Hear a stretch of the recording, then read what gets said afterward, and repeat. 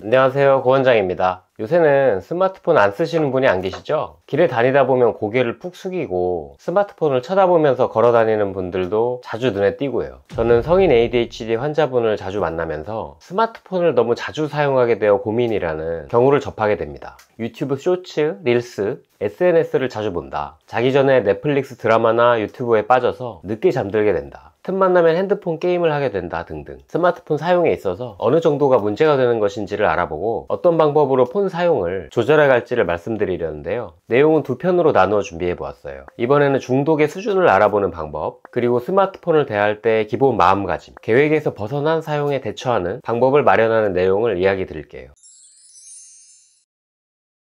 사람은 마약이나 술 등 물질이 아닌 행동에도 중독될 수 있는데요. 대표적인 것이 쇼핑 중독, 음식 중독, 도박 중독, 인터넷 게임 중독, 성 중독 등이며 이와 비슷한 맥락으로 스마트폰을 하는 행동도 거기에 포함시킬 수 있습니다. 다들 아시듯이 스마트폰은 워낙 다양한 행동으로 연결될 수 있죠. 일정을 관리하거나 글을 쓰거나 책을 보거나 이메일을 쓰는 등 일상이나 업무와 관련된 일뿐 아니라 SNS나 게임을 하거나 동영상을 보는 등 여가를 위한 쪽으로도 얼마든지 사용이 됩니다. 사용 목적이 무엇인지에 따라 다르기 때문에 단지 스마트폰을 오래 보고 있다는 것만으로는 중독의 지표로 삼기 어렵죠. 따라서 사용자가 투명한 마음으로 나의 행동이 어떻게 이루어지고 있나에 대한 인식을 가지는 것이 우선이 돼야 합니다. 문제 여부 판단에 있어서 한국과학기술개발원에서 만든 스마트폰 중독 자가진단 테스트가 도움이 될 거예요. 제가 해보니 2개 항목으로 나오는데 여러분은 몇 개로 나오시나요? 만약 5개 이상의 항목이 해당되어 의심 수준 이상으로 나온다고 하면 추가적으로 살펴볼 중요한 내용들을 다음과 같이 요약해 볼 수 있습니다. 어플별로 사용시간, 앱을 연 횟수, 주간의 요일별 사용시간을 확인해 볼 수 있는데요. 여기에서 사용시간의 추세가 어떤지도 확인을 해볼 수 있어요. 점차 사용시간이 늘어나고 있다면 스마트폰을 사용하는 데 있어서 내성이 생기고 있으며 점차 의존이 되는 것으로 봐야 하겠습니다. 단시간 사용으로는 별다른 감흥이 없다는 뜻이죠. 스마트폰을 보지 않을 때에는 불안을 느끼거나 안절부절 못하겠거나 금방이라도 스마트폰을 봐야 할 것 같은 갈망 등 금단 증상에 시달리게 되면 스마트폰의 의존이 심한 상태로 봐야 됩니다. 무엇보다 스마트폰을 사용함으로 인해서 그보다 중요한 일, 직무나 학업, 중요한 사람과의 대인관계에 문제가 생기고 있다면 의존이 심한 상태로 봅니다. 중요한 사람과 이야기하고 있으면서도 스마트폰을 놓지 못하여 갈등이 자주 빚어지거나 학업이나 할 일을 하는 것이 스마트폰 사용으로 인해서 계속 미루어져 일상이 지속적으로 방해를 받는다면 의존을 질환 수준으로 보아야 할 수 있는 것이죠.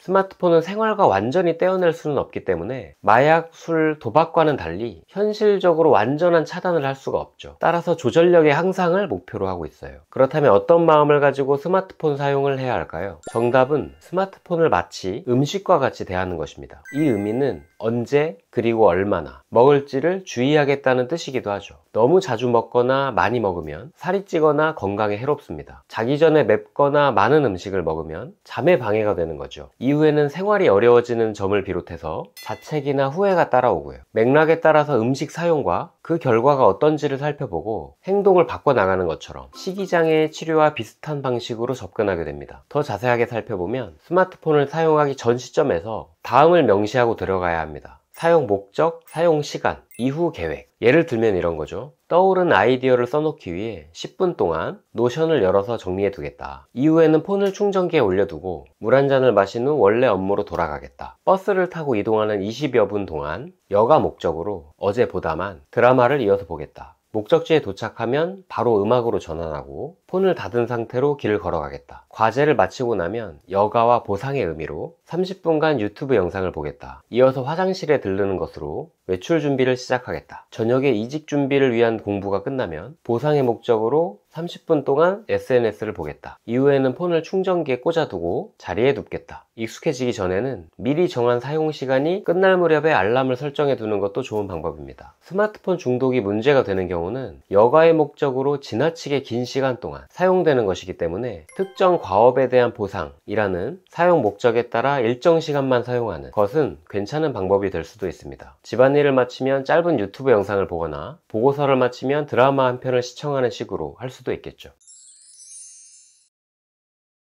항상 스마트폰을 더 사용하고자 하는 유혹이 도사리고 있기 때문에 스마트폰을 사용하기 전에 사용 목적과 사용 시간, 이후 계획을 미리 정했다면 스마트폰 사용 중에 방해가 일어나면 이렇게 대응할 것이다 라는 전략을 미리 짜두는 것이 중요한데요. 예를 들면 이번에 스마트폰의 사용 목적을 중요한 메일에 회신을 하는 것이라고 정하고 사용 시간을 10분이라고 정했다고 할게요. 여기에 방해 대책이라고 하면 다음과 같습니다. 메일에 답장을 쓰려는데 중간에 카톡 알림이 온다고 하면 충동이나 습관에 따라 바로 카톡을 타고 들어가는 것이 아니라 메일에 머물러 있겠다라고 정하는 거죠. 다른 방해 요소로 게임을 켜고 싶다는 충동이 일어난다면 해당 충동을 잠시 알아차리면서 기다려보는 거예요. 내 안에 지금 게임 어플을 켜고 싶은 욕구가 일어났구나 하고 속으로 말해주고 이후로는 그대로 메일에 머무르기로 하는 것입니다. 또 다른 방해 요소로 갑자기 마음에 드는 봄옷을 인터넷에 검색해보고 싶은 충동이 일어난다면 앞선 내용들처럼 해당 충동을 알아차려보고 메모장에 적어둔 나중에 찾아볼 내용 칸에 봄옷 찾아보기라고 적어봅니다.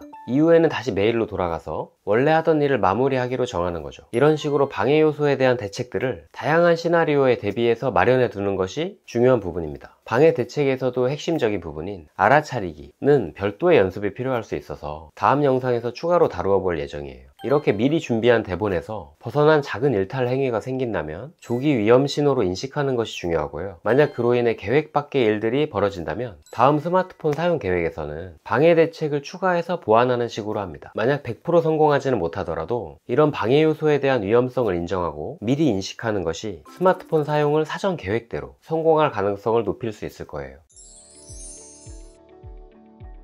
오늘은 내가 스마트폰 중독에 해당하는 정도가 되는지, 어떤 마음을 가지고 스마트폰과 관계를 맺고 사용을 시작하는 것이 좋은지, 계획과 달라질 경우 어떻게 대처하면 좋을지를 말씀드려 보았습니다. 다음 영상에선 이어서 더 취약한 시간대에 대처하는 방법, 알아차리기 연습, 어플의 보조를 이용하는 방법과 보상 시스템 적용으로 더 꾸준히 만드는 방법에 대해 마저 이야기해 볼 예정이에요.